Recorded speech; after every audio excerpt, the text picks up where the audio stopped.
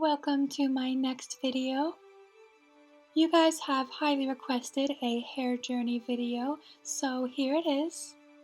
It has taken me over 4 years and constant hair care to grow my hair to its current length. I hope you can enjoy watching my journey to very long hair. Let's start from the very beginning. When I was born, I had a little bit of hair on my head, and it basically stayed the same length for the first 4 years of my life, except for a little patch on top of my head. I'm going to move through these photos pretty quickly so I don't bore you guys, so feel free to pause whenever you'd like. I had very orange red hair when I was little. Even when I was very young, I wore pants and blankets and things on my head pretending it was long hair, and of course my parents didn't know why I was doing that, but I was pretending it was long hair. After I turned 4 and my hair started growing, it came out very curly and turned more into wavy hair as it grew. Around this time, my mom was cutting my hair and she kind of left it around the same length. Here's when I cut my bangs really weird, trying to look like Blossom from the Powerpuff Girls. I've mentioned before how I wore pants on my head when I was a kid, always pretending I had very long hair. So the next few years, I kind of had my hair at the same length, and I didn't really think about growing it. I would just go once a month to get my hair trimmed. I was obsessed with long hair, even as a little kid wearing wigs. I wasn't really thinking about my hair, I was just being a kid and having fun. Sometimes I would just let my hair grow, not really thinking about it, but then one summer I cut it very short because I didn't want to worry about having long hair in the way when I'm trying to enjoy summer camp and just go out and have fun and be a kid, so I cut it really short. And then it started to grow again, and I just let it grow until I cut it again for my uncle's wedding. Growing up, I always had lots of compliments on my hair color, so I never really touched my hair color, I just let it be natural. Also, I never used heat on my hair growing up because my mom, she never used heat or any kind of styling products, so I never did. I would just wash my hair with normal conventional shampoo and conditioners, and that's what I knew. So growing up, I had very natural and very healthy hair since I never really bothered it. Although I had very bad brushing habits and I would brush right through my hair after the shower, even if it was completely wet and I had no idea what I was doing, using plastic brushes, just ripping through my hair, forcing it to be detangled. Now this is about time through middle school and starting high school. I had about collarbone length hair and sometimes a little bit longer, but it always stayed around the same length. I always wanted long hair, I just didn't know how to achieve that. Part of the problem was that I was getting my hair cut every month, and I didn't really think that would cause my hair to not grow past a certain length, which is silly if you think about it. Now we're getting towards the end of my high school years when I got my headshots and I got an acting job, and they said they could not have any redheads, so I had to change my hair color for the first time to black. That's right, I dyed my hair black, such a drastic change, and I used regular box dye that is really cheap. As soon as I washed out all of the black dye, my hair was like straw. It was the driest it had ever been in my whole life. And of course, not having any experience with dyeing my hair, I had no idea that was going to happen. I thought I was just going to change my hair color. Not really good for your hair, but I used semi-permanent hair dye, which means that the dye sits on top of your hair and it's not permanently changing the color of your hair. Yeah, I had black hair for a while, and then I had to get new headshots. So I had to take the black out of my hair without severely damaging my hair. I went to one of the top stylists in Manhattan, and he said I had to do 3 separate bleaching processes to have the least amount of damage on my hair. What he did was slowly lighten my hair by using bleach to take off the dye 3 separate times over a span of I think 6 months to prevent extreme damage and prevent my hair falling out. So these are pictures of my hair during my transition phase from black to my normal red hair color, and it was a very strange stage. So here's a picture at the salon when I went the 3rd time. After my hair was its normal color, I dyed it again. Believe it or not, I dyed my tips of my hair. I dyed the tips of my hair red, and I only dyed a few inches on purpose.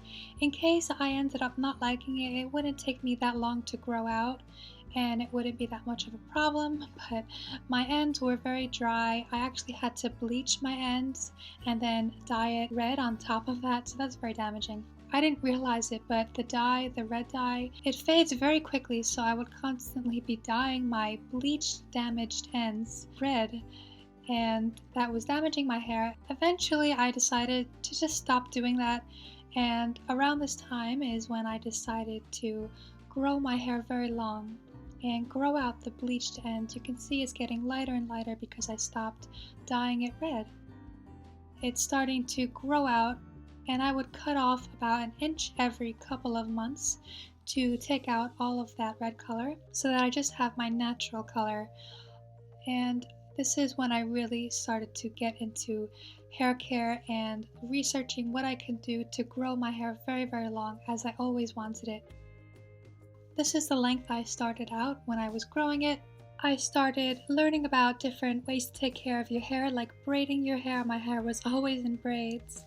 And if it wasn't in braids, it was up in silk scarves, since the silk is very delicate on the hair and acts as a barrier to prevent damage. I started really getting into oiling my hair, deep conditioning my hair, especially at my ends. I would do deep conditioning root to tip twice a week, and I usually had the last 3 or 4 inches of my hair in some oil all the time, and I still do that today. So by now I am very determined to grow my hair very long, and I never use heat on my hair. The only times that I would ever allow heat on my hair was for special occasions, auditions, or if I had a booking and they needed to use heat on my hair. I can't really refuse that. So that would be the only exception for using heat on my hair. On days where I had to have heat on my hair for those kind of occasions, when I'd get home, I always would deep condition my hair and just take really good care of it that night to help recover some of that damage from the heat. By now, I'm getting into washing my hair less and less, trying to keep it very healthy. My hair is getting to about mid-waist length here, and it's getting longer and longer. I trim my hair about a 1/4 inch every 3 months to get rid of any dead ends. I was still using sulfates at this point, but I had stopped using silicones. I felt like I needed to use sulfate shampoos to get the oils and deep conditioning treatments out of my hair, because I didn't know how to get it out without any sulfates, but now I have a homemade shampoo I make. Every week I make a liter of my homemade shampoo, and it lasts me for a whole week. I'll leave a link in the description box if you'd like to see that DIY recipe. Around this time, I'm getting into updos, intricate updos, trying to keep my long hair out of my face. Not really sure how to get it out of my face, especially during the hot summers, until I discovered the hair fork. And hair sticks, they saved my life, and so did buns. Wearing buns all the time, they really have helped me with controlling my hair. I can't really wear hair clips because I break them. Wear snoods a lot if I need to keep my hair protected from the wind or just moving around. I deep condition my hair twice a week. Also, all the time I have a light coating of my DIY hair serum on my hair, especially on my ends, to promote healthy silky hair. Since I started growing my hair, I've been making DIY hair care items, and I think I have more DIY hair care than I do with store-bought items. My DIYs have helped me so much to grow my long hair, and if you'd like to check any of them out, I'll leave a link in the description to my DIY hair care playlist. My current hair length is tailbone length.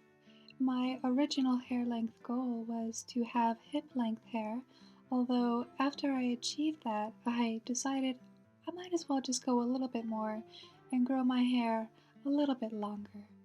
I've noticed that the more natural my hair care routine is, the wavier my hair looks, because that's my hair in its natural state. It's very healthy, nourished, and full of volume after I started using my shampoo bars. Now I have the best hair I've ever had in my entire life, and I'm very happy with the length and how it looks.